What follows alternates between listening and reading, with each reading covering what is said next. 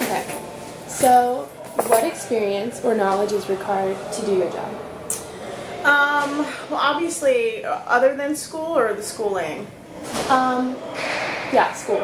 Schooling is your 4-year undergraduate degree. Usually you're taking core classes in medicine, so basic athletic training classes, but you have to take your anatomy, your physiology.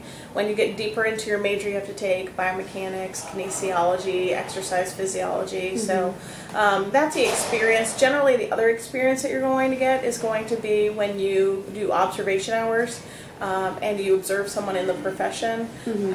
And generally, you get and I think most of the schools are requiring about 100 hours of observation time, and that way you kind of get to see the ins and outs and what we do on a daily basis, and if this profession is really for you.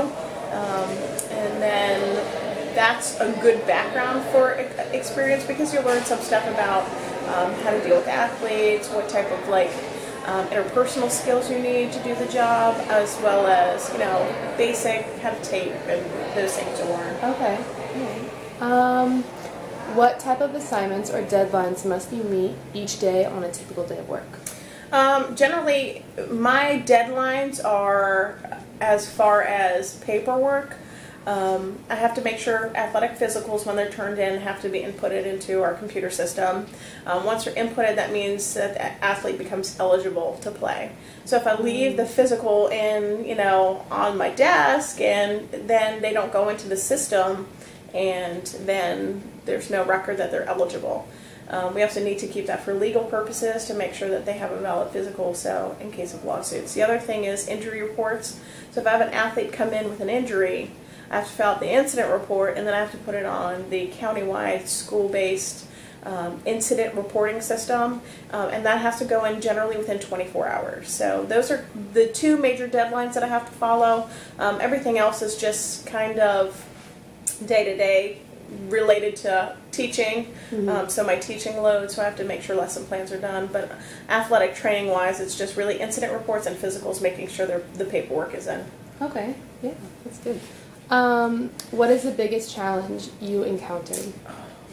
Probably the biggest challenge I encounter is athletes who, at the high school level, they're not paid to be here. And so I tend to have kids who don't want to be here, or don't want to play sports. They're being forced into playing sports, and so now they use injuries, or them being injured, or they fake injuries. And so when you try to rehab or try to treat an athlete who has more of a mental injury as opposed to an actual physical injury, because they don't want to play, or mom and dad's forcing them to play, that becomes the biggest issue, is trying to get them back out there and telling the parents that this may not be what they want to do.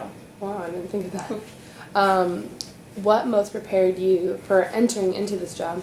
I worked with my athletic trainer at my high school. We were one of the few in the county. I went to high school in West Palm Beach, and we had an athletic trainer, and then we had an intern athletic trainer, and she was from Eastern Michigan.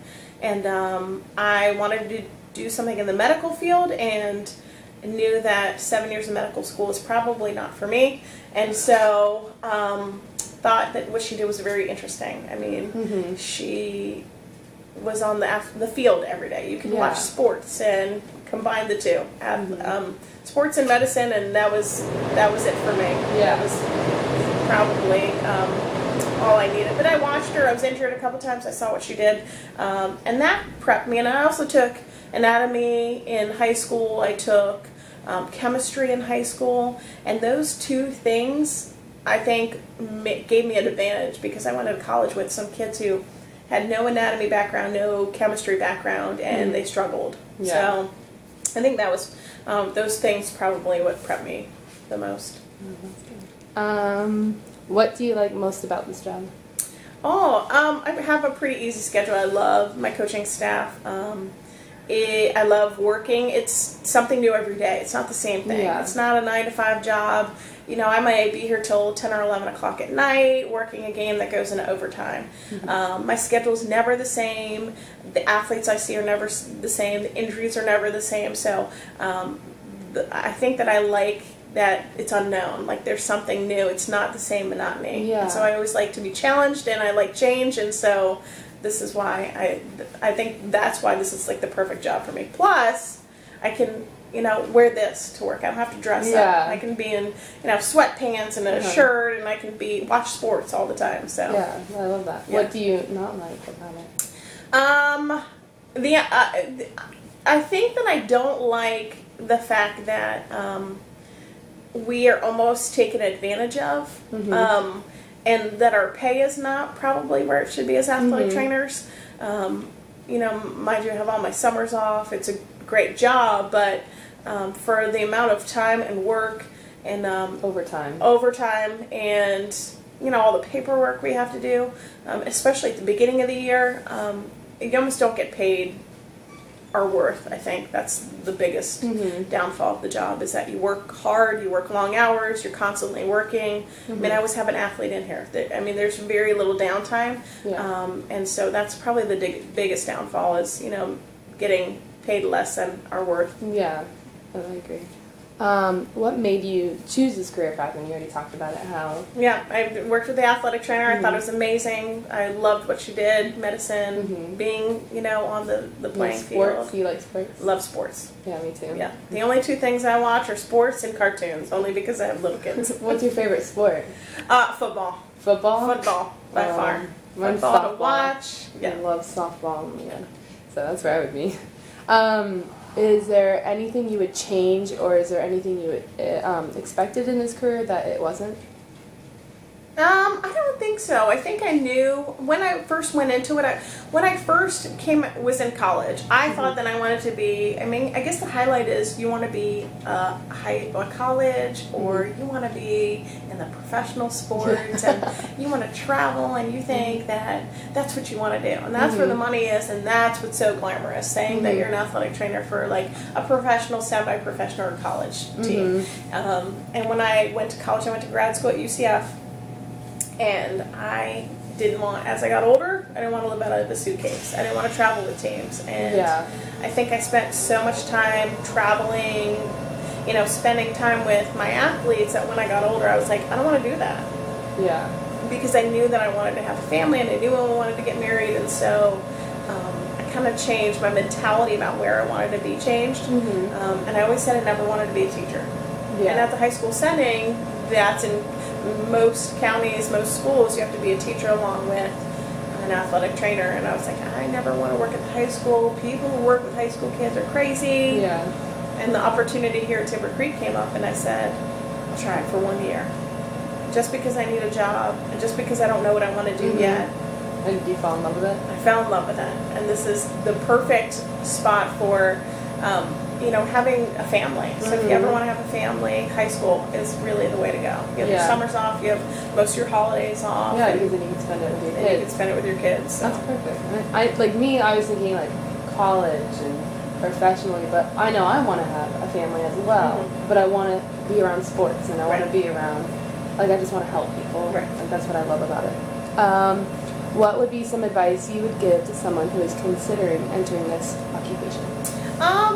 That there are probably there's a couple keys that you have to remember, that it's not a 9-to-5 job. So you could be working Saturdays unexpectedly. You could be working till midnight. I mean, I think the biggest misconception is, and for people who are not in our field, is they don't understand that, well, I have to work tonight. Well, what time are you going to be home? I don't know what time I'm going to be home. Yeah. I could be home at 8 o'clock, or I could be home at 10:30. There's no set time. Because there's uncertainty of game times, the game could go into overtime, double overtime, triple overtime. So I think they have to understand that you have to be flexible. The other thing is communication. You have to have a good personality to be an athletic trainer, and especially in this field, or even physical therapy, you have to be outgoing. You have to be able to work with all kinds of people, and you have to be able to communicate with everyone. And I think those are key things. And if you don't possess any of those, or you don't have a good outgoing personality, it may not be the field for you. So, or if you have a misconception about 9 to 5, well, I just want to work clock in, clock out, and that's it, 9 to 5, done. Yeah. Then this profession is not for you. So I read about that. Like, you're not going to know, when. No, you have no idea. stuff. And there's times like you can't plan anything. So if I say like I'm working on Friday night and someone says, well, let's go out, we'll meet out for dinner at 8 o'clock. And I'll say, I could be done at 10, you know. Yeah. So you can't plan anything. You just have to kind of go. You have to be able to adjust and be flexible and kind of go with the flow. Okay. Thank you so much. You're welcome. That's all I had. So